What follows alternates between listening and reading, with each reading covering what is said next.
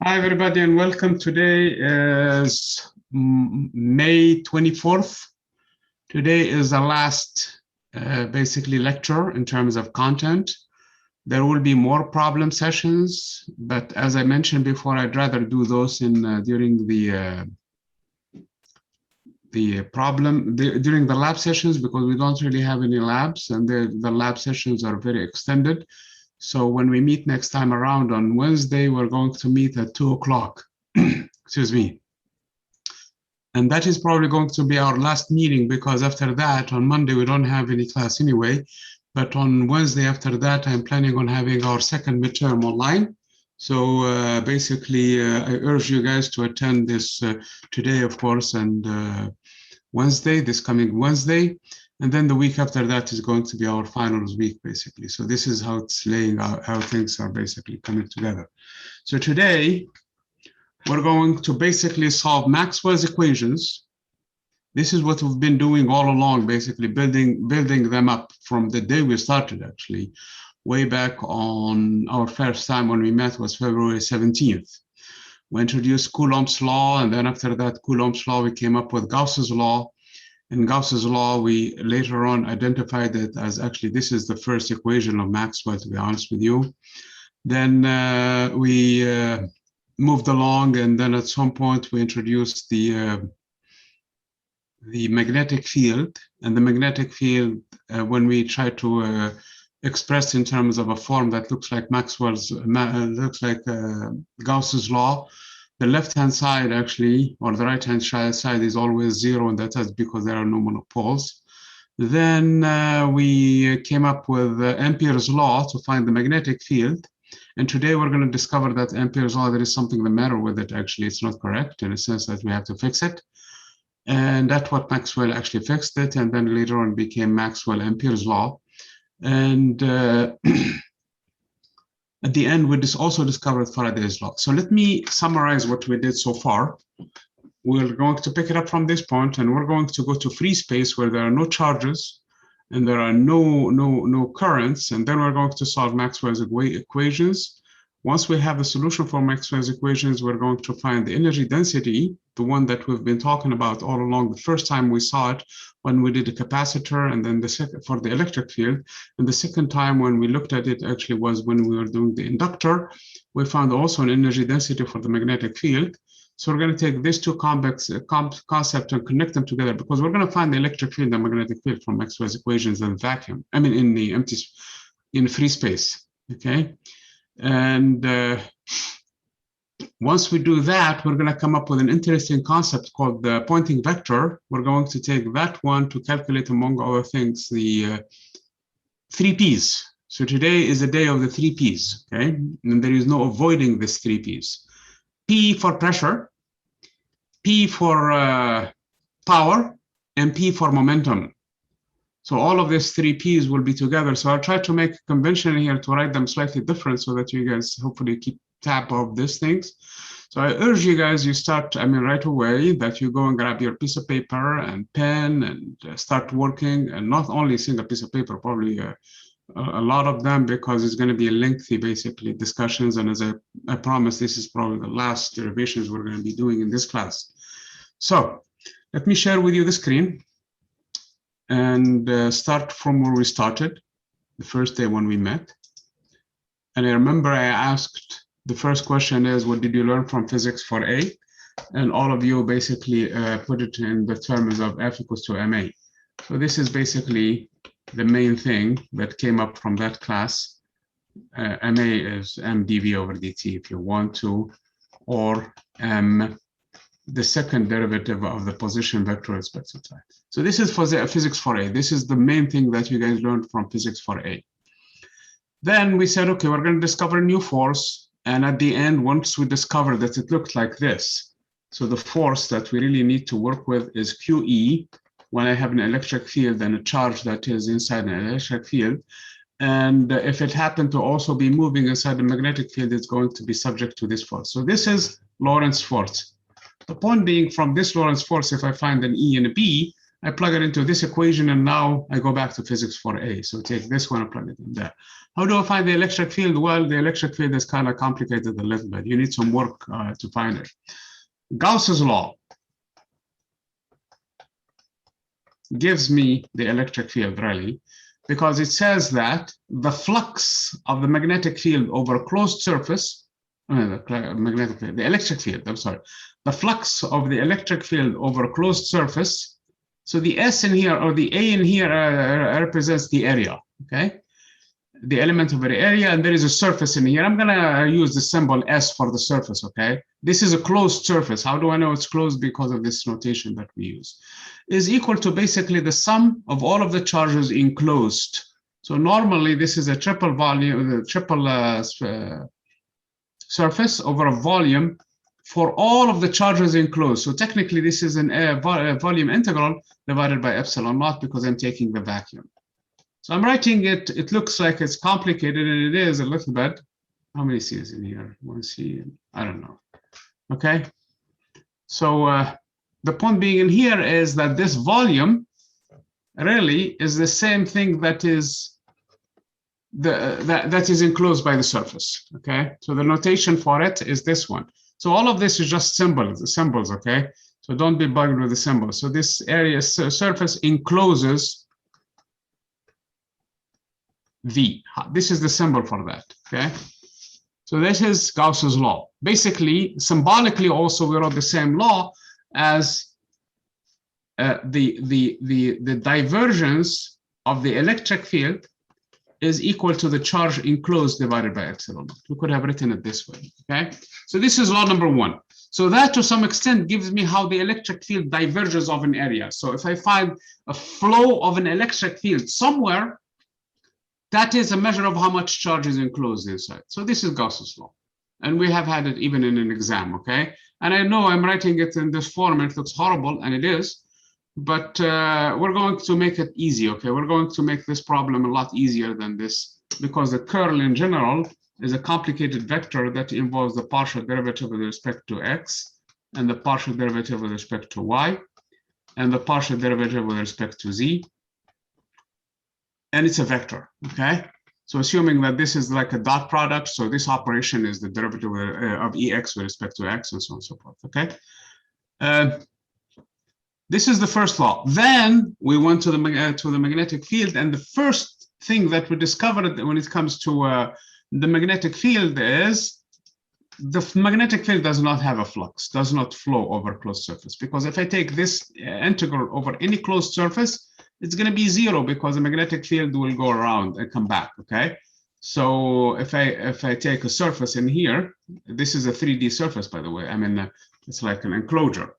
So the field lines, some of them will come in, and they will come out at the end, no matter how you're going to design your surface. So and this is the flux, it's a measure of how many fields are leaving actually in general, but there is a net incoming and a net outgoing that you're going to cancel. That's why the flux is zero. And this is because there are no monopoles. In this case, there are charges. There are positive charges and negative charges. So when we wrote it Q enclosed over epsilon naught, because there is a potential that we could have positive charges by themselves or negative charges by themselves, in net actually, sum. But in this case, you can never have a monopole by itself. You always have them in pairs.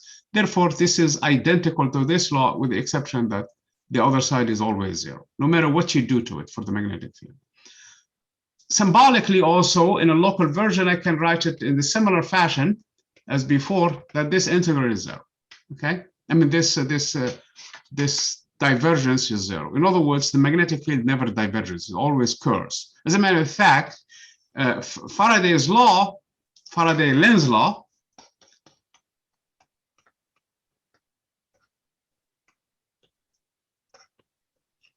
gave us how the magnetic field circulates. If I take a path integral over a closed path, so this is a path, I'm gonna write it P, okay?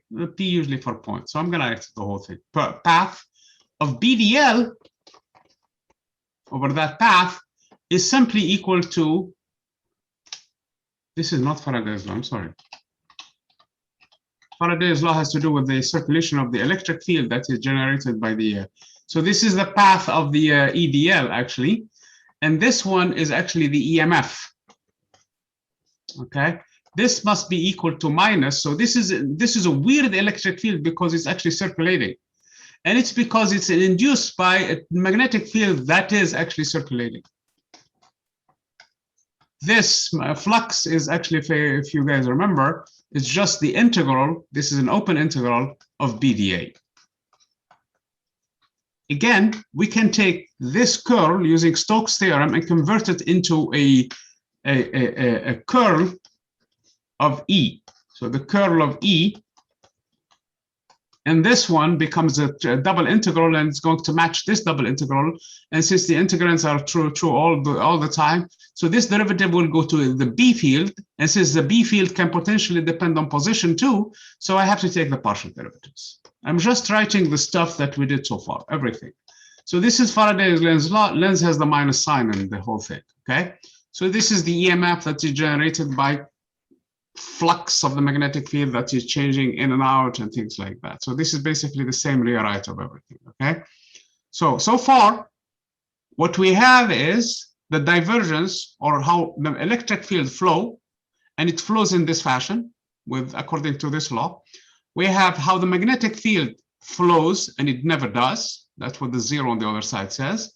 And we have now how the electric field, if it curls, and it does, if it's being induced by a curling magnetic field, this is how it curls. So the whole story for the electric field is already known. In other words, we know how it curls and we know how it flows. And that's all you need to find the vector. You need to know how it goes around, and you need to go how it's going to leave in one direction or the other.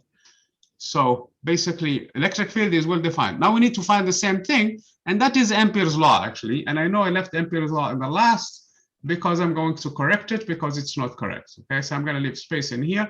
And this is what the law says when we first discovered it.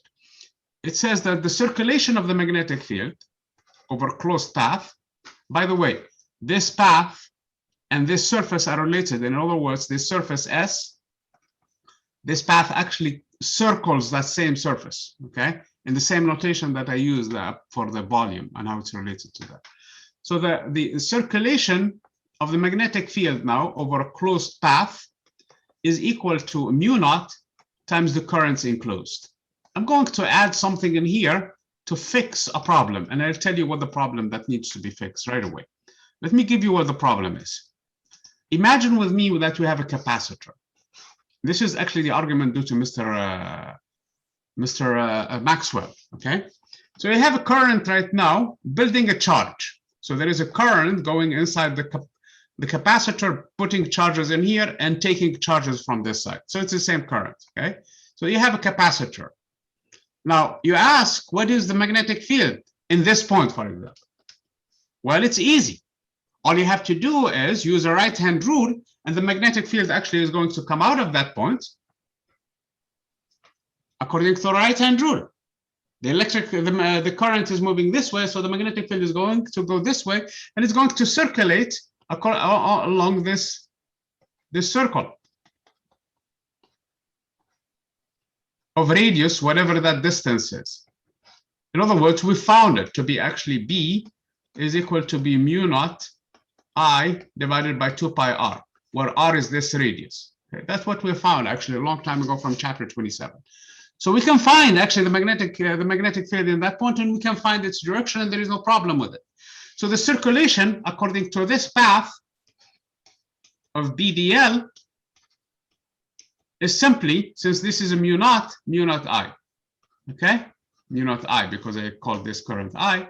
And this B will, if I multiply it by this path, and the path is 2 pi r, the path is 2 pi r, and it's constant along the path because that's the circumference of the circle whose radius is 2 pi r, times the B. And the B then must be mu naught I divided by 2 pi r, and everything is well because the 2 pi r cancels the 2 pi r, and the magnetic field is good, and everybody's happy, okay? So that works great. That's his argument. He said, we have to count the electric on this side in here, mu naught times the sum of all the enclosed currents. Enclosed. And you ask, what is the current enclosed in this path? in the surface, and that is the current I. That's why there is a match. There is no problem with it. He said this theorem does not say it has to be specifically this area, and it is true. Any surface that is enclosed by that path will do, and that's true. So I can think of this other surface also. Think of a balloon. I mean, when you blow it, it's going to move forward. So think of blowing along this surface, and you're going to have this surface basically. It looks like this basically. It's a 3D shape, I mean a two-dimensional shape, of course, but it's a blown surface. And you ask for the new surface now, the red surface, what is the current enclosed? Well, it's the same current I, because at some point it's going to penetrate that surface. So on the other side, it's still mu naught I, and there is no problem with this expression. Everything is beautiful and everybody is happy. Here is where the problem with this whole thing is. On this side, it's mu naught I. On the left-hand side, it's mu naught I. It's on the right-hand side. If you take this surface now, let me show you what this surface, if you keep on blowing on it, this is the surface now. And it's all the way inside that space. There is no current enclosed because this cuts the current. This part of the plate, the plate from the capacitor will cut the current. So there is no current on this side. So if I rely on this expression, it will be mu naught times 0. And that is 0. But it needs to be mu naught I, no matter what you do to it. Because on the left-hand side, the magnetic field in this point, in this entire surface, is mu naught I divided by 2 pi r. So if I find the circulation along this path, it's always going to be mu naught I, no matter which surface you're going to enclose. So if you take the blue surface, which is the blown surface, the same surface we blow it until it covers, it goes into the capacitor, then in this case, the right-hand side will be 0, and there is an inconsistency in there. There is a problem. As a matter of fact, if you keep on blowing on the surface, you're going to be here in this surface. And that is fine. You're going to have another current, which is the same I, that is pushing charge from the other side. So that's going to be fine. It's going to be mu naught times the current enclosed I. So the only problem is when you are in a region where there is no current, that you know that there is no current. But there is, on one side, it's mu naught I. On the middle side in here, how are you going to, you have to compensate for it, so it's back to mu naught I. Here is his argument. He said, look, there is an electric field in here. There is an E field in there. So in this region of space, there is an E field in here, because this is becoming positive and positive, and this is negative and negative. So there is definitely an electric field, and that electric field is increasing because the current is dumping the charges on each side. So each time it's putting a charge, and the charge is building up at the rate of dq over dt. That is how much charge is being put in there. And the electric field, if you guys remember from way back, was equal to E was sigma over epsilon naught, where sigma is Q over A. Sigma is the charge per unit area, where the area is the area of any of these two plates. Okay, so this is basically the electric field. Since this expression here indicates that the charge is actually increasing, the electric field also is increasing with the same rate. Okay, so if I call the quantity, and bear with me quickly in here, if I call the quantity dE, because E has a potential to depend on space, so technically this should be the derivative of the no, before I do that, let's multiply A in here everywhere. So EA must be equal to Q over epsilon naught, correct? So far so good. Okay, so this is basically the expression that we have in here. So, and furthermore, this is the flux of the electric field, phi E. Because from this surface in here, this is this entire surface in here, and that is the integral or the sum of the electric field times the area. And the electric field times the area is the flux of the electric field. So if I take this expression now and multiply the flux of the electric field by epsilon naught, so this is what I have now. Epsilon naught times the flux of the electric field is the charge now from this expression. The current is the derivative of this Q with respect to time. So this current now is simply equal to epsilon naught times the derivative of phi with respect to time, I'm sorry, of phi E. Okay, because if I take the derivative of both sides. So his argument is the following. Yes, you're right. In this region of space, there is no current, but there is this kind of current that is dependent on how the electric field is changing. In other words, there is a term in here where there is, if I don't have like this situation in here, if the electric field changes, in other words, with time, it could have its flux that is changing with time, and I have to add the derivative of the flux of the electric field with respect to time. Now, if I do this, all is well, because in here, in this region, in the red region or the green region or the black region in here, I don't have any electric field changing with time.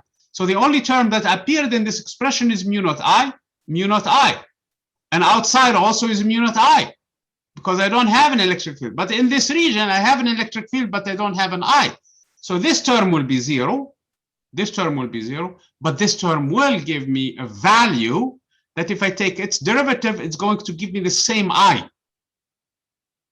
Therefore, this mu naught I on the left-hand side will be fixed all the time, regardless if you are outside or even inside. So the Ampere's law need to be fixed, and from that point on became known as Ampere-Maxwell's law. And his argument was actually a thought experiment, in which case to make this equation true all the time. So he had to add the flux of the electric field, or the derivative of the flux of the electric field. Now everything should be fine. There is another argument actually that I encourage you to read through in terms of the conservation of charge, because there is a problem with these equations. If we leave it without this term, you will have a current of charge that is basically has no sourceless current. It doesn't make sense. So in order to fix that situation, also you add this term. And that is actually, you can find it in Feynman lectures, and I know I have put the link in the syllabus, so you can go there and find it, and it's really a nice argument in there. So this is the original argument, or you can use the conservation of charge, which is the same thing that you will have. If you see that charge is depleted or getting down, it's because current is flowing out. So if you see a current flowing out, that means the charge is drained, and the opposite is true, okay? So that also can be added there to fix the law. So from this point on, we call it Ampere-Maxwell's law. So this is how it looks like in its full glory. The circulation of the B field over any path now doesn't matter. If you have currents enclosed, that's fine. And if not, you have to add this term to it, which is the derivative of the changing with respect to time of the electric flux. There is two kinds of fluxes now, we're dealing with them. There is phi E phi B in the Faraday-Lenz law, and now we have in Ampere-Maxwell's law, we have phi E, the flux of the electric field, okay? So this is basically how we fix that. Similarly, we can use Stokes' theorem to convert this one into a circulation of the B field is equal to mu naught times J, the current density. This is the real current density, just like a charge density, plus, and this we looked at it in chapter 25, you guys don't remember, plus epsilon naught. This becomes just the derivative of E with respect to time, and allow for it to be this way because the electric field could depend also on space in general. So this is Ampere-Maxwell law. Here is the deal. This one then gives you how the magnetic field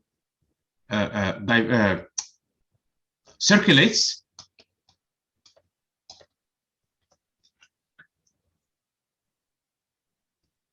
This one tells you how the electric field circulates. This one tells you how the magnetic field diverges, which it does not. That's what the sign is, diverges, which the sign in here, which the 0 on the other side tells you really explicitly. And this one tells you how the electric field diverges, how E diverges. So we have a full story now. If we can, we have how each and every one of them flows, and each and every one of them basically circulates, goes around in circles. Once we find them, we're supposed to go back into this expression. This is Lorentz force. Once we find that, we're going to go back to F equals to ma and solve the problem. So this is this is basically working backward now from the end of the chapter all the way to back to to physics 4A. And this is how electrodynamics theoretically works. Okay, as we spent a lot of time, as you guys noticed, on things that are when we discovered the electric field, we did circuits and using the electric field, a conservation of charge and conservation of energy, and basically we have Ohm's law. We did a lot of things, including even in the AC circuit.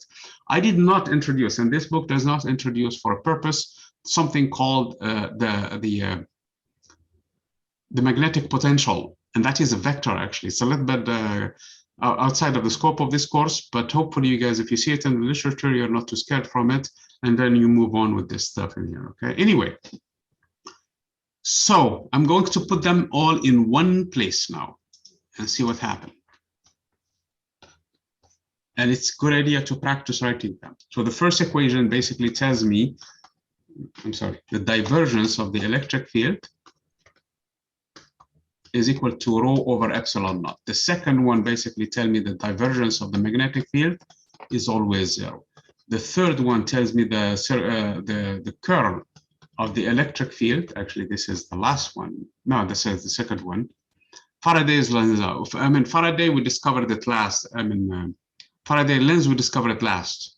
But I'm writing them one next to one another, so to see the symmetry in all of them. This is equal to minus dB over dt all the time. And this one, the curl of B now, is the one we just fixed. It has mu naught J plus epsilon naught times the derivative of E with respect to time, okay? So this is basically, in a nutshell, all of the laws that we have discovered. If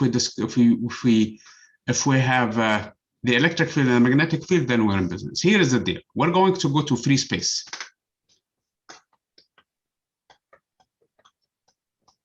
And in free space, rho is 0 and J is 0.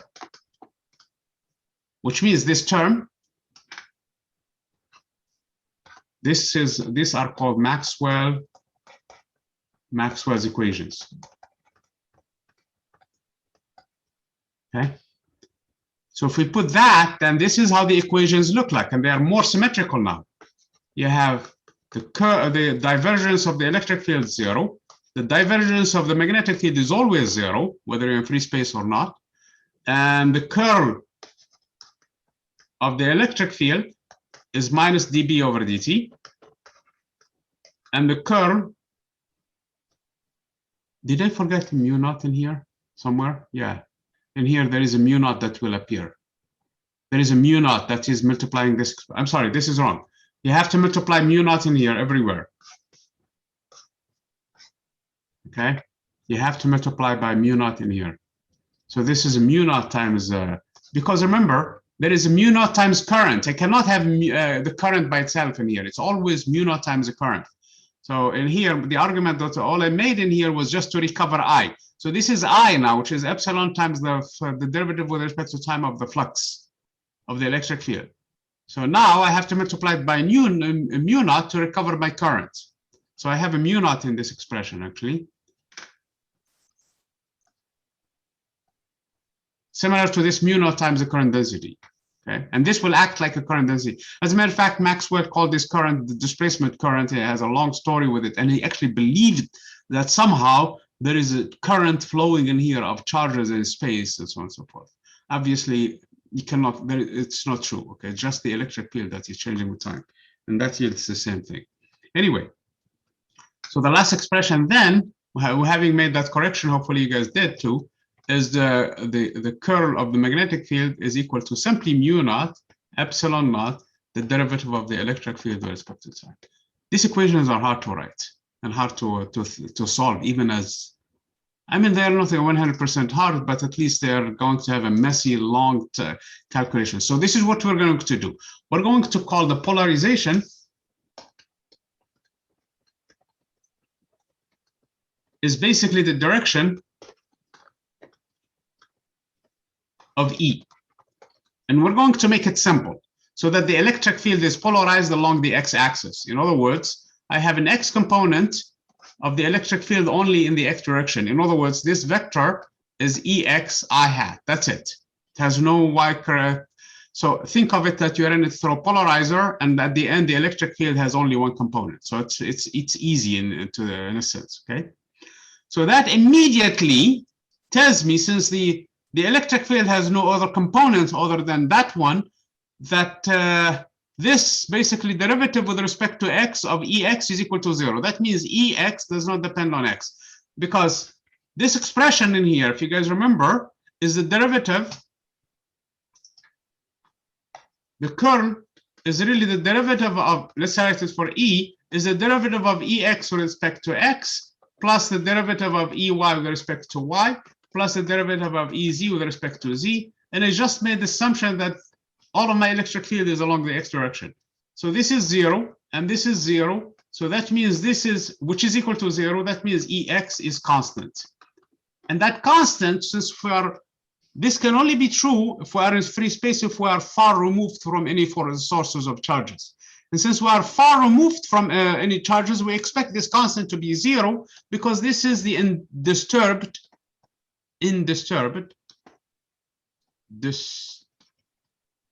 or non-disturbed, how is that? Okay. Disturbed space.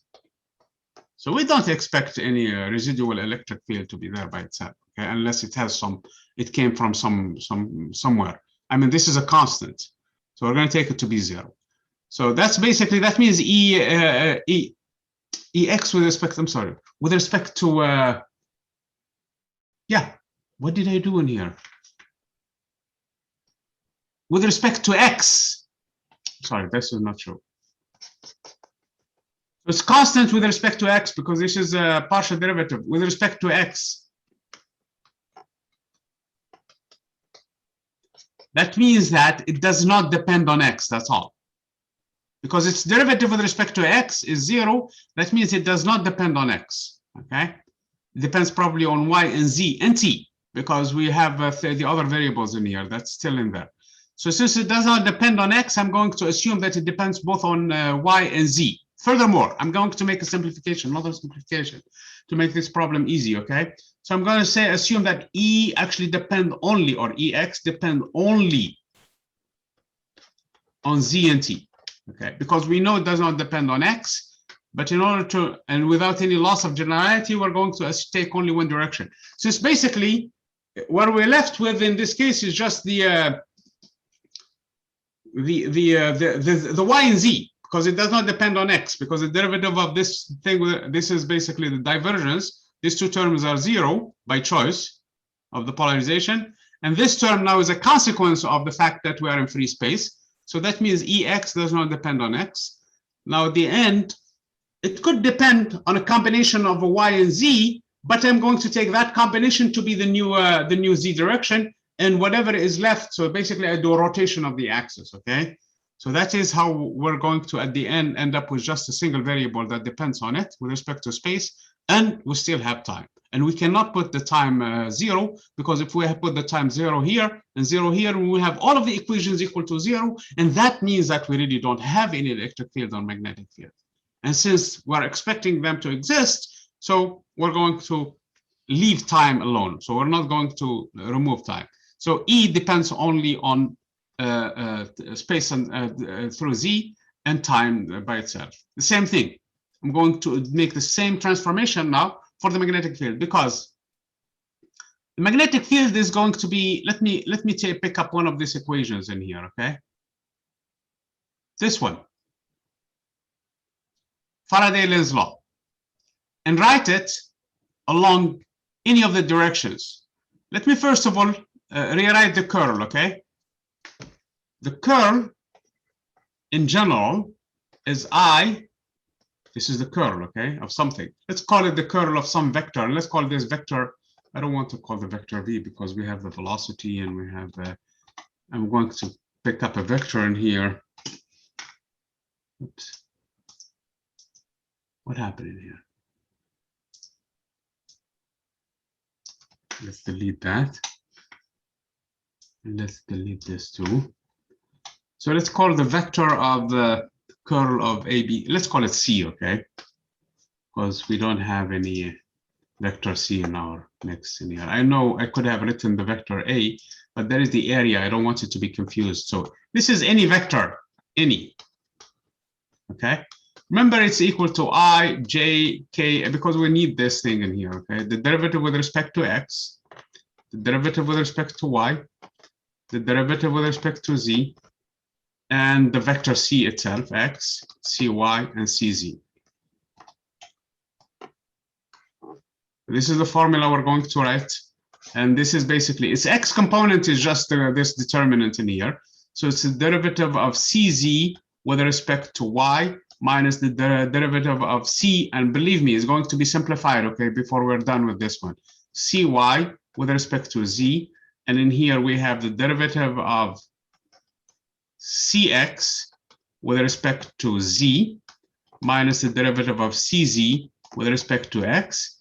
And in here, we have the derivative of CY with respect to X minus the derivative of CX with respect to Y. So this is the curve in general, okay? We're going to write this curve a little bit differently for our expression in here because we need this expression in here, the derivative with respect to B of all of the other terms in here, okay? I could go ahead right away and make the same argument in here for the magnetic field and make sure that the magnetic field is actually also dependent on the same variable Z and T. Okay, this is really without loss of generalization in here. Okay, so if I say that, it's clearly then in this case, according to this expression, and you can clearly see this, according to this expression from here, because the derivative with respect to X is 0. Because there is no X dependence. The derivative with respect to Y is 0 because there is no Y dependence. The only thing that I'm left with is the derivative of BZ with respect to Z is equal to 0. And that I'm going to choose BZ equal to 0 because there is a Z dependence. I cannot say that in this case, I'm going to ignore it because of the fact that I made the assumption that depends on Z. So I'm going to take BZ to be 0. Okay. According to this equation, to satisfy this equation, which is the divergence at the end for the magnetic field. So basically what I used so far, I used the divergence for the magnetic field, for the electric field, and found that EX is equal to 0. EX, I mean, does not depend on X, I should say. Does not depend on X.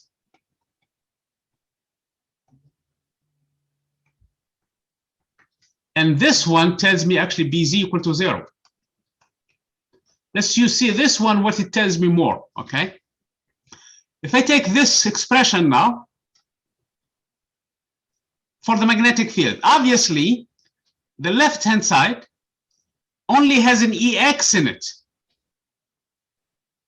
in the X direction. In the Y direction and the Z direction, this is 0 because EY and EZ are 0, both of them.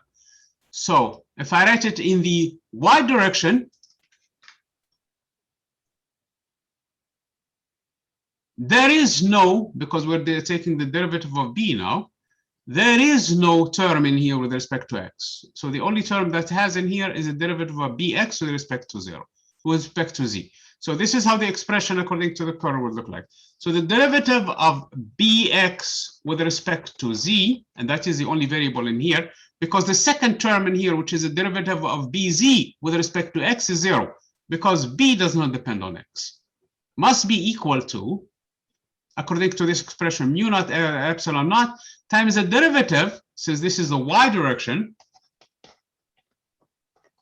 and derivative of EY with respect to time, and the derivative of EY with respect to time is 0 because there is no EY. So it must be 0. So again, since I really have a dependence on Z, I cannot make BX constants with respect to Z. The only constant that is acceptable to make it its derivative is 0, its BX is equal to 0. So we have two values for B. So B cannot have an X component, B cannot have a Z component, but B potentially can have a Y component. So B is a vector of this form now, 0, BY, 0. And the electric field now, according to these circumstances, is EX 0, 0. We don't know what EX is, we don't know what BY is, but we know definitely they're perpendicular to one another. If the electric field is along the X direction, the magnetic field is along the Y direction, and the direction of travel now is along the Z direction. So this is where E is. This is where B is. And both of them, they depend only on Z. So this looks like it's a planar solution. In other words, whatever is happening in this plane is shifting, moving in one way or the other. So this is called a planar solution. That's what I'm describing now. So it's happening on the X and Y plane, but it's moving, the entire picture is moving along the Z direction, okay? So that is basically what we're doing now. Since we ended up with BZ equal to 0 and BX equal to 0 as a result, whereas immediately we chose the polarization by this design. So this was our choice. And through a polarizer if you wish, okay? And if the electric field happened to have any random other direction, take that as your X direction. If it is, then this must be true. All of these conclusions must be so far true, okay? Okay. Now, we have to look closer to these expressions now. The curl now looks completely different then. Here is what the curl look like now. So the curl of the vector C in these circumstances is the following.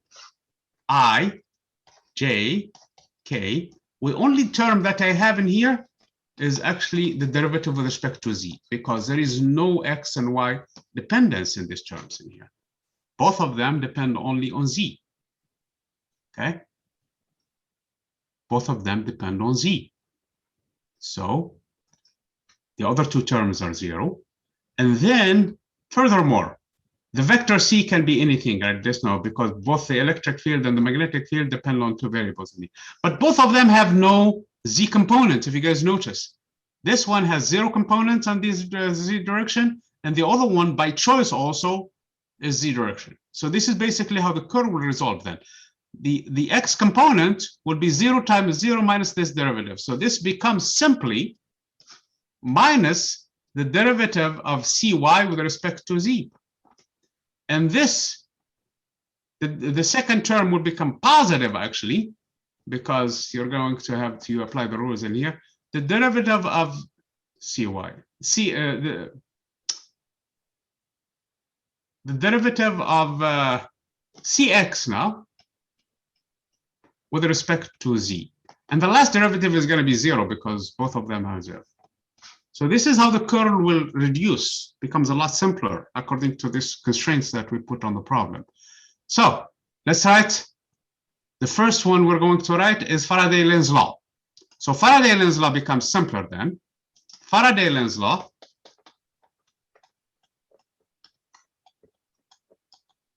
since it involves on one side the curl of E, and E has no Cy component.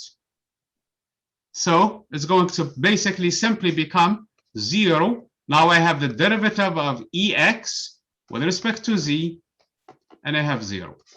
This must be equal to mu naught. I'm sorry, is there a, no, there is no mu naught. It's a minus the derivative of B with respect to time. And the derivative of B with respect to time, the only component is the Y component. So everything works good now because we only have this term in here to worry about. So in other words, there is only one equation out of it, because the first one 0 equal to 0, the last one is 0 equal to 0, and the second one basically tells you that the derivative of Ex with respect to Z is simply minus the derivative of By with respect to T. And that's the end of it. So this is, I'm going to call it equation 1. And please keep tab of these equations because there are going to be few of them appearing right now, involving only Ex and By, that's it, and Z and T. Okay, now let's write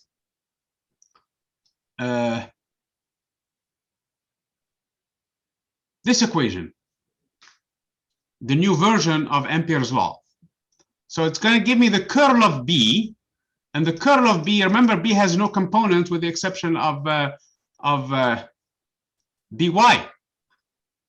So this will be 0, and this will be 0, and this term will not be equal to 0. So the curl of B then will simply be equal to minus, because there is a minus from the curl itself, the derivative of B Y with respect to Z also, and the other two are 0, must be equal to mu naught epsilon naught times the time derivative of the electric field. And the electric field has only one component, which is the x component. So it's going to be the derivative of the electric field with respect to time and 0, 0. Because again, I only have one component. And this also resolves to a single equation because the other two are 0 equal to 0. So this equation then gives me minus, or if you wish, the derivative of by with respect to z is equal to minus mu naught epsilon naught times the derivative of ex with respect to z. This is equation 2 now. Here's what I'm going to do. I'm going to take equation 1 and take its z derivative, and take equation 2 and take its t derivative. Oh no, what is the t in here? I'm sorry, this is a t. This is not.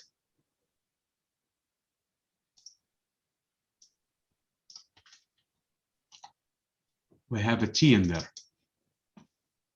So this is what we're going to do. We're going to take equation 1 and take its derivative with respect to z, and take equation 2 and take its derivative with respect to t. If we do that, this is what we're going to end up in here. We're going to end up with the derivative of ex with respect to z, the whole thing with respect to z. So this is going to be the second derivative with respect to z, is equal to minus the mixed derivative, the second mixed derivative of by with respect to z and t. Okay, so let's write equation 1, basically improved. It's going to be equation 3. So in other words, equation 3 is just a result of this operation that I'm just saying in here. Take this up. Okay. Okay, take this operation. So this is what we're going to end up with. We're going to end up with the second derivative of, I forgot the name, ex, yeah, ex, with respect to z is equal to minus the mixed derivative of by with respect to z and t. Now, if we take the time derivative of this expression, it's going to give me equation 4. The equation 4 from the get-go is the mixed derivative of by with respect to t and z is equal to minus mu naught epsilon naught.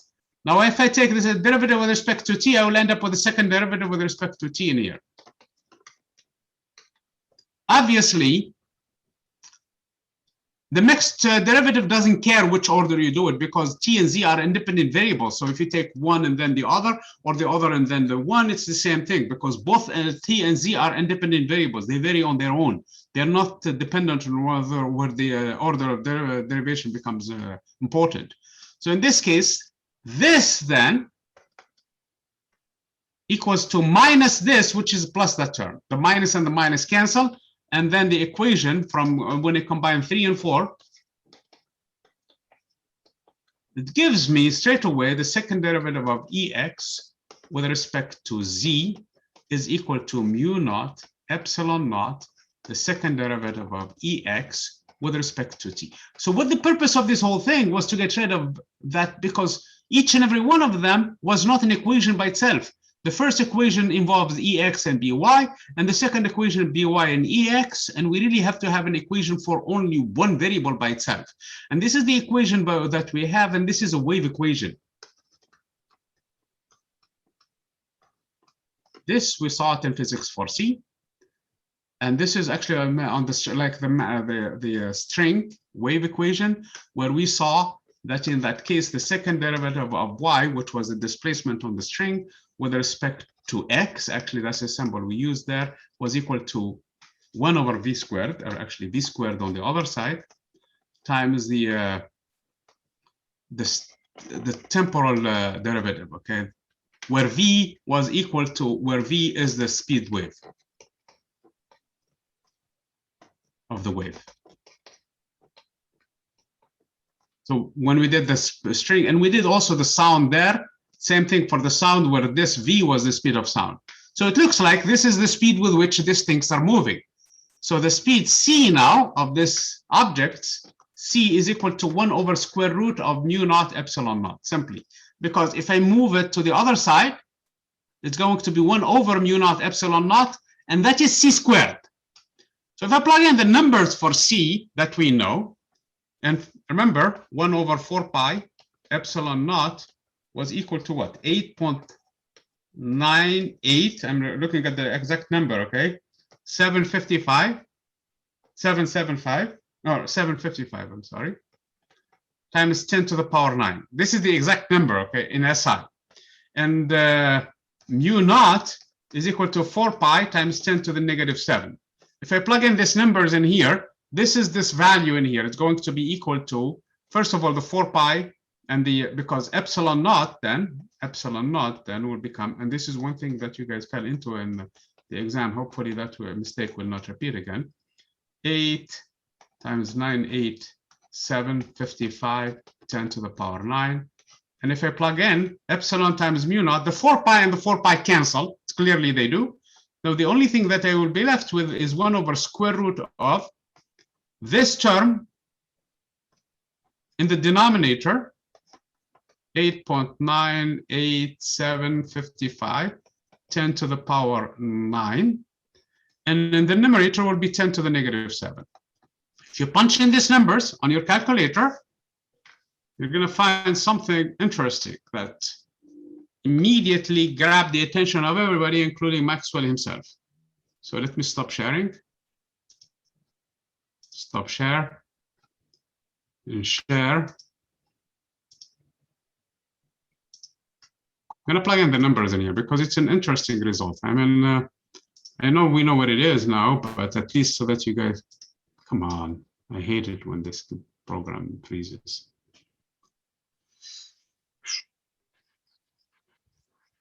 Okay.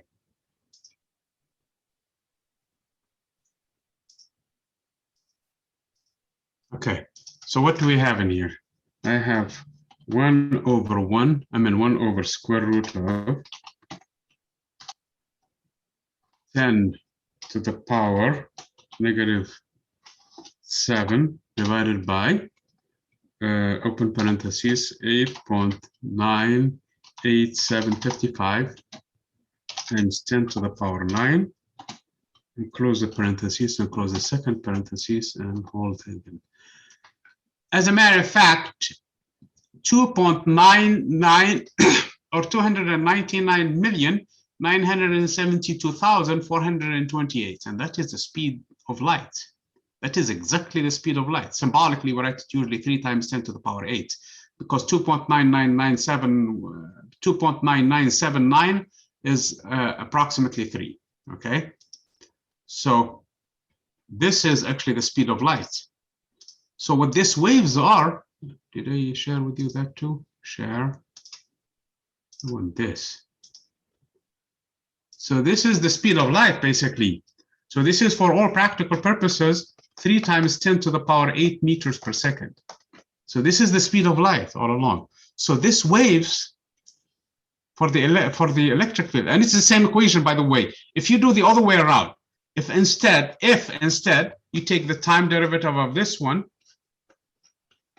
and you take the spatial derivative of this one, what happened in this case, you will end up with a mixed derivative for the EX, and you will end up with a mixed derivative in here for the EX, and you will have the second derivative of BY with respect to time, and you will have the second derivative of BZ with respect to time, and you multiply by that factor of mu naught epsilon naught, and everything is going to be identical for the magnetic field. So both of them satisfy the same equation. Both of them are going through the same thing. So both of them are actually waves. Not only that they are waves, but we know exactly what's waving. So as a matter of fact, I'm going to write them as the electric field is, for harmonic waves, harmonics, that means the electric field is some amplitude, which depends on the source that created it, times the cosine of kz minus omega t, where k and omega are k is the wave number, which is 2 pi over lambda, where lambda is the wavelength, and omega is related to the frequency or the period, if you wish. Okay. So this is what we know, again, from physics 4C. And B is the same thing. B also is some amplitude times a cosine of kz minus omega t, where k is that one that is with respect to time. So if we go back into equation 1 and rewrite equation 1 now. So the derivative of EX with respect to Z. Let me do it quickly in here. So if I take this with respect to Z, so first of all, the cosine becomes a minus sign. So it's going to become negative E naught, and I'm going to pull a K in here, K, times sine of KZ minus omega t. This must be equal to, according to the second half, minus the derivative of B with respect to t. And the derivative of B with respect to t has so many minuses now, you have to keep track of them. So if I take the derivative of B with respect to t, so this expression, I'm going to put a minus omega also. And the cosine becomes a minus. So I have three minuses that appeared in here. Times, again, B times, what is it? Sine of KZ minus omega t. Obviously, the harmonics drop immediately. The minus sign take care of themselves, all of them. And it will end up with an equation that looks like this. This is B naught, the amplitude of the magnetic field. So E naught K is equal to omega B. B naught. That is equation 1 now, how it became. Now the same thing. If I go back into this expression in here, equation 2, and take the derivative of B with respect to Z. So I'm going to pull out a minus now, minus K times B naught times the sign. I'm not writing the sign right now. If you want to, there is a sign because the cosine will become a sign when you take its derivative. So there was a cosine in here. When you took its derivative, it became a negative sign. So I'm going to drop the sign because of the fact I'm going to pick it up in here too. So there will be two signs in here. And in here I have a minus in the expression. So I have a minus in here. I'm sorry, there's a positive in here. No, that's a minus. You're correct. So this is a minus because the cosine becomes a minus. But in here, I have to be careful in here. So I have a mu naught epsilon naught. That's correct. Minus mu naught epsilon naught, which is, by the way, 1 over c squared now. We know what that is, okay? Times, now, the derivative with respect to t of this term. First of all, the derivative with respect to t will pick up a minus omega, and the cosine becomes a minus, and then I have an E now, E naught. And again, I did not write the signs because they drop. Both of them, they become signs. So again, the minus and the minus and the minus and the minus will take care of themselves. And the expression that I ended up with is KB naught is equal to omega over c squared times E naught. So this is equation, I lost track of the numbers in here, so probably this will become equation number 5. This is 5, and this is 6. If I take equations 5 and 6 and divide them side by side or multiply them side by side, it doesn't matter what you're doing. So if I multiply them side by side, 5 times 6, this is what I'm going to end up with. I'm going to end up with E naught K times K B naught. So it's going to be K squared times E naught B naught is equal to omega times omega, that's omega squared of course over c squared times E naught B naught. Obviously the E naught B naught will drop, and I have a relationship between omega and K. That is this one. This is dispersion law. This we know it actually from physics for C too. For C. So we know the dispersion law. This is how the wave number, because this one is 2 pi f, and this one is 2 pi over lambda is equal to c. So that means cancel the 2 pi in here, and c is equal to lambda f, or if you wish, lambda over t, the period. So this is the same dispersion law. So you need to pay attention to this one. So this is basically, we're describing waves exactly to what we did in physics for C. Now, I know some of you did not take it, but this is, believe me, this is how it's going to work. And furthermore, now we can write any of these equations, 5 or 6. Let's take 5, it's easier. Equation 5 by itself now becomes, remember, I have K times E naught, K times E naught is equal to omega, and omega is equal to Kc. So Kc times B naught. Cancel the K from both sides, and this is an extremely important result. The magnitude of the electric field is C times larger than that of the magnetic field. It's way too strong. Because remember, C is 3 times 10 to the power 8. That's why our eyes are more sensitive to the electric field than the magnetic field. That's why we take the polarization for the electric field, because most of the strength is coming from the electric field. I mean, our devices are more sensitive to the variations of the electric field than the magnetic field, because the magnetic field, they're so tiny. And if you find the electric field, all you have to do is just divide it by epsilon naught, divided by C, and you end up with a result for the magnetic field. So this result is very important for your problems and exams and everything else. And this is true only, of course, for planar harmonic waves, okay? The one that we're describing the solution for. So if there is a weird antenna that sends signals, and they do, then this relation becomes an approximation, not exactly. So you have to work. You have to be careful with this thing here. But if you take that and break it down into its own components, into using a Fourier transformation, this relation is still true. So this is a very important relationship. In other words, if you find the electric field, you know what the magnetic field is. This is the maximum, of course, but both of them are varying with time. So this is how the solution looks like now. It's really, for the electric field, it goes on the, I'm going to draw them so that the z-axis is this way. So if this is the z-axis, this is the x-axis, and this is the y-axis. So this will be how the, more or less, of course, you have to be. If I'm doing it with the drawing software, it will be a lot better. So this is how the direction of the electric field is, E. And this is the direction of propagation, Z. And the electric field is along the x-axis. Okay? So in other words, X, Y, and Z, yeah. And the magnetic field then will be in this direction.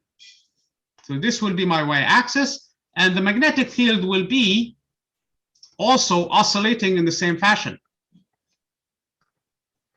but in a fashion that is perpendicular to both of them. And both of them, they max and they min and they go to 0 in the same time together, okay? So they're in sync, if you wish. And so on and so forth, okay? So this is the direction of the B field, and the E field is perpendicular to it, and both of them are perpendicular to the direction of propagation Z. This is the direction of propagation Z, as expressed into this waveform, okay? Now, it is interesting to find the energy, since we know now there is an E and there is a B, okay? So the energy density now, U, due to both the electric field and the magnetic field, which is an EM wave. By the way, I could have talked and probably could have a discussion here about the dispersion law and what it means for the frequencies and the fact that you have very low frequencies, and that is actually what Mr. Maxwell was facing, that light, it seems like it's just part of this whole big spectrum, and that you have the infrared on one side and you have the UV on the other side, and the entire spectrum spans from basically the very high frequency gamma rays, then X-rays, then visible, then UV, and then visible light, and then infrared, and then microwave and radio waves. So this is the entire spectrum basically, and it's all coming from these solutions, okay? So they are all described by these planar waves. So now I'm going to go to the energy density, because there is, I'm going to use this to drop the EM in here because I know this is the electromagnetic waves. So this was equal to 1/2 of epsilon naught times E squared plus B squared over 2 mu naught. So this result, I was warning you guys that we're going to need it at some time in the future. And this is exactly what it is. I know E is always equal to CB. So what I'm going to do in here, instead of writing this E squared, I'm going to write it as E. So this, I'm going to write it as E times C times B, which is the same thing, it's E squared. This B, on the other hand, I'm going to write it as B times E over C, because I have a B squared in here, which is B times B. And basically you sub this expressions in here. And you see a very important result in here that is going to result from the energy density. So this is energy density, which is equal to 1/2 of epsilon naught times C times EB plus the same thing in here. I have E times B divided by 2 mu naught times C. I'm going to pull a C out now and a mu naught out now and an EB, because an EB is both of them. So I'm going to do that in here in this expression. Of course, the 1/2 also comes out. And I will be left with an epsilon naught in here times C squared times mu naught plus I would be left with nothing in here because I took the EB out, I took the 1/2 out, I took the mu naught out, I took the C out. So I'll be left with just 1 times again the things I took out, EB over mu naught C. Remember, I took the 1/2 in front. Having said that, this term also is 1 because C squared is actually 1 over mu naught epsilon naught. So I have 1 plus 1, which is 2, divided by 2, and that's 1. So in other words, the energy density now, when it comes down to it, both terms contribute the exact same amount. It doesn't matter if you are weak or strong. At the end, both terms contribute the same amount. So the electric field and the magnetic field, although they are related by this expression in here in general, they do contribute the same amount when it comes to the energy. Okay, and this is the expression I could write it with. As a matter of fact, I'm going to call this whole thing S without the C. So I'm going to call this one S over C, and this whole argument is due to Mr. Pointing, okay? He called this vector S, which is E crossed with B divided by mu naught. So this is the Pointing vector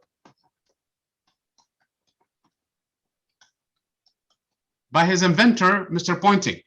So basically, if I take E along the the y direction, and E along the x direction and B along the y direction, the cross product of E times B is going to be along the z direction. So this tells me the direction of propagation of the wave. So even if in general case what you didn't do, this will become true. So this tells me. So the Pointing vector points to. No puns intended in here. Points to the direction of propagation. That's one thing. Its magnitude, though, has a different meaning. Let's find it, okay? Its magnitude, which is S, which is in this case E times B over mu naught, because both of them are perpendicular to one another. So the sine of 90 degrees is 1, okay? And this is a cross product, by the way, of the two vectors. So let's go back into its quantity now and see what it means, okay? But before I do that, I know the energy. Let's take this scenario. If I take an area A and wait a dt amount of time, I have radiation coming from this side, EM radiation coming from this side, electromagnetic radiation, and an electric field and a B field traveling, and they hit this area. After dt amount of time, I would have collected this much rays that go through this surface. Since it's traveling with the speed c, and after amount of the dt time, they would have moved the distance dx, which is equal to c dt. This is the volume where I have collected so much energy already, because this is the energy density, which is the energy per unit volume that it travels with, okay? So remember, this is du, big U, with respect to volume. So in other words, the amount of energy that I would have collected by now, it's equal to du, which is equal to U times the element of volume dV. And the element of volume dV is area times height, and the height is dx, which is c dt. So this is going to be equal to U times the area A times C times dt. And U, we found it to be basically S over C. That's how much the U is. So the amount of energy then collected in this space is going to be S over C times A times C times dt. Obviously, the C cancels, and that's the whole reason why we did it that way too, actually. We didn't include it in the definition of S. We included mu naught only so that this term cancels. So in other words, the power, and this is one of the first P's, okay? First P. The power of radiation, which is P, I'm going to put a symbol leg to it, okay? Because as I warned before, there were 3 P's today. This is one of them. So the power with a leg underneath is du over dt is simply equal to, when I take this one, it's AC. I mean AS. That's how much power is. This is how many watts it is. As a matter of fact, I'm going to define the intensity of radiation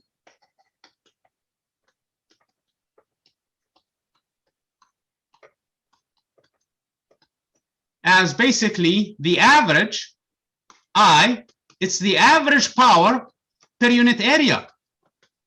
And if I do that, the area here and the area cancel, so it's going to be S on average. So the average Poynting vector now represents how much the intensity of the waves. So we have a meaning for its direction, which is the direction of propagation, and now we have a meaning for its average value. So the average value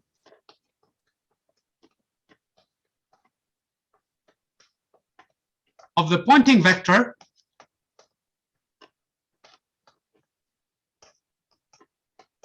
represents, so the units for the intensity, by the way, is watts by meter squared, okay? Represents the intensity of this radiation. So we have a meaning for that S vector, what it means, okay? Fully, both in magnitude and also direction. If you wish, it's instantaneous value, because E and B, both of them, are time dependent. So it has an instantaneous value. It has a value at that moment. But if we average it, then in this case, it's the intensity, okay?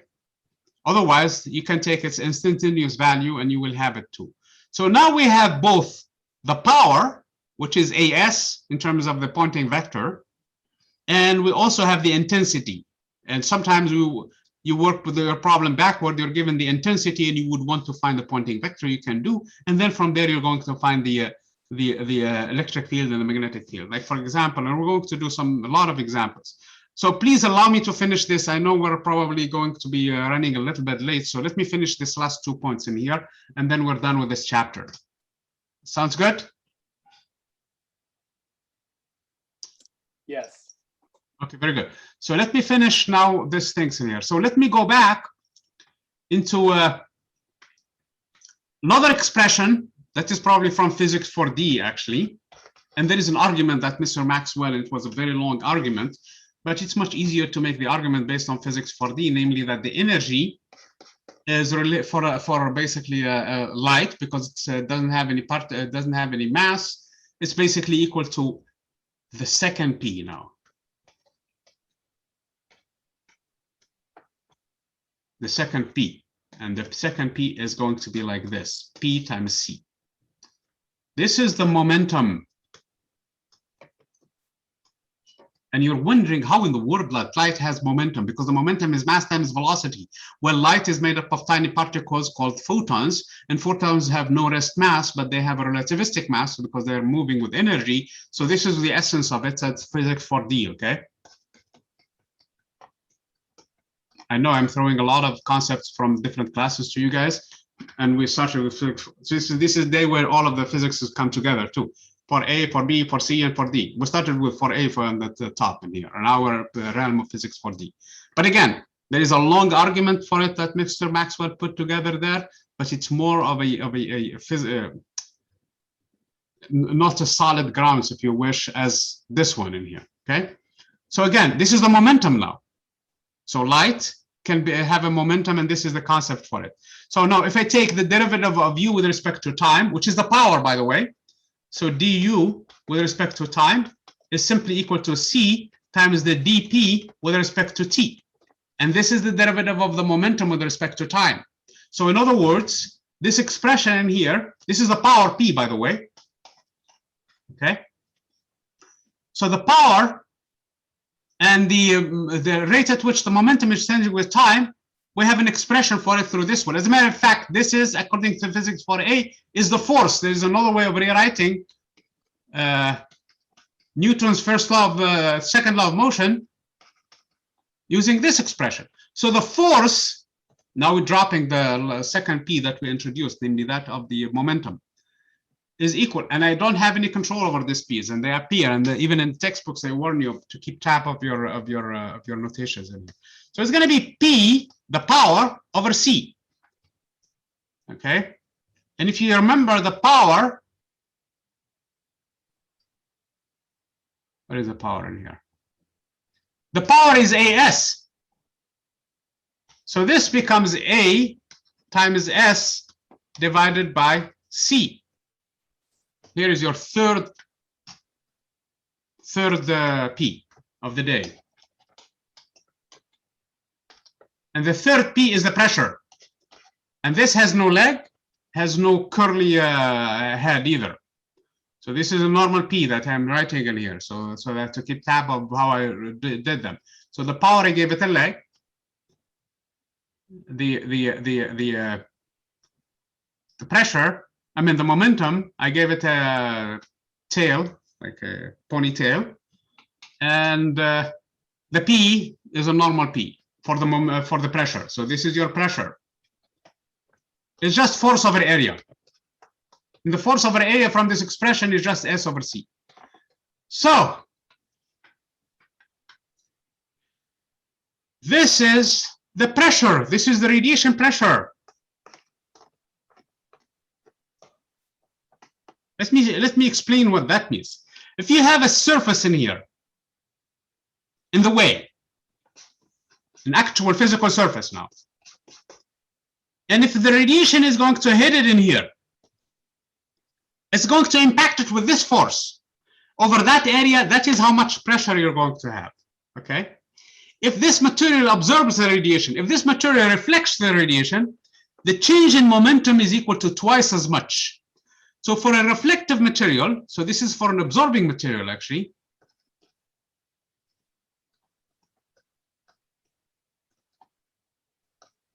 for a reflecting material, the momentum will be twice.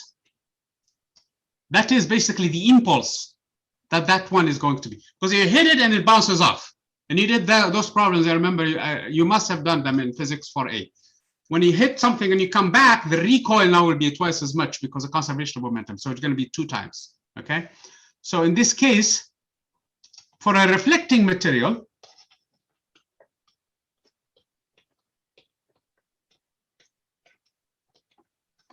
the pressure P will be simply equal to 2S over C. Okay, 2 times S over C.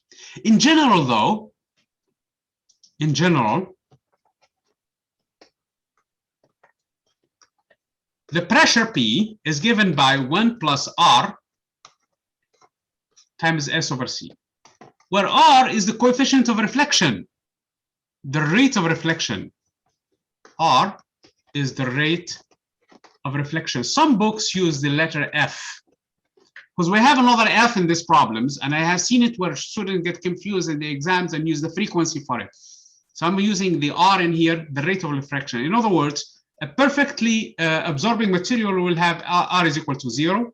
This is absorbing material. In other words, it has no absorbing material. In other words, it's not going to have any reflection whatsoever. A perfectly reflective mirror is going to have a coefficient of, it does not absorb any. It's going to reflect everything in here. Reflecting mirror. There is a project, and I think the Japanese already have a solar sailor that use this technology for proportional in interstellar space, using the radiation from the sun to move the object in space. Okay, so basically imagine that you have a big sails, okay, and you have your device in here that is supposed to be floating, and usually by symmetry you need another one underneath, and so on and so forth. But the point being in here, the solar radiation will provide enough pressure for your object to have a momentum, and the momentum that is constantly changing with time will result in an acceleration. And that acceleration would be so small Yet over time, because it's constant acceleration, will build tremendous speeds. So this is the principle of solar sailing. It's like sails, except in the empty space. Okay. This is the entire chapter for you. This is the entire course for you guys. The chapter actually summarizes almost everything that you know today and things that you probably did not know today from other chapters. And the biggest two things that you don't know from previous chapter, from other classes, is this concept for how the pressure of radiation that does not have mass, okay? I mean, how the energy of radiation that does not have really mass has momentum also, okay? And that is one concept, and I'm just leaving it as is, because we really don't have a lot of time to go even in the analysis of Mr. Maxwell. So we're going to take this result as is, and you're going to see it in Physics 4D if you take that class. If not, this is basic. Oops, what happened in here? What did I do? Oh, it's all the way to this chapter in here. Sorry about that. What happened? And I moved so much in here. So I borrowed that result from this class in here. So hopefully you guys are not too much, and it's in the book too. And the expression in general that you will see in that class is E in general, not just this E, which I call it the energy for the radiation all along from the beginning of the book till now. We called it U for the electric field and the magnetic field, and now for both of them, is equal to the square root of P squared, where the P in there is actually the momentum, times C squared, where C is the speed of light, times MC squared to the whole thing squared. This is the roots of where that equation MC squared that you guys are familiar, you heard of Einstein for relativity, and where that energy is. The trouble with this expression in here is that we know we're dealing with massless radiation, doesn't have mass. So when you take the square root of P squared times C squared, this is exactly the expression that I'm using in here. And E is in this case the energy from, so this is a connection to Physics 4D when you guys take that class.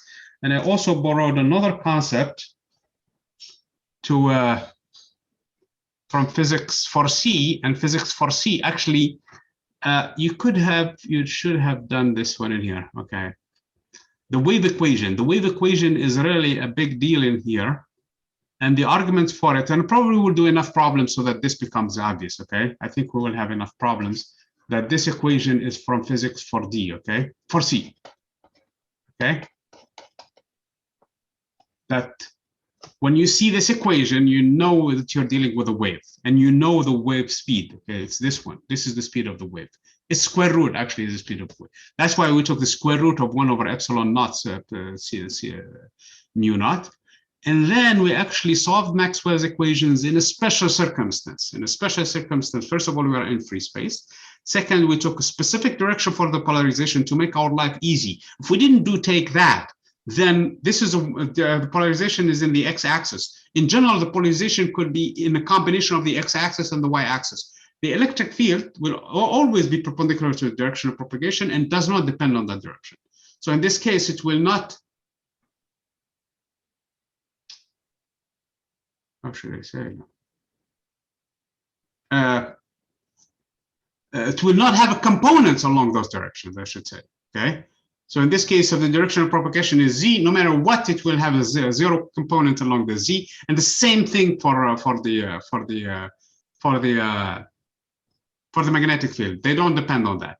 But now you have a polarization. You could have elliptical polarization. You can have circular polarization. You could have all kinds of polarization along this direction and along this direction. But run it through a polarizer, and in that case, the electric field is the direction that you chose. Call that the x direction. Okay, that is the solution we're looking at in here.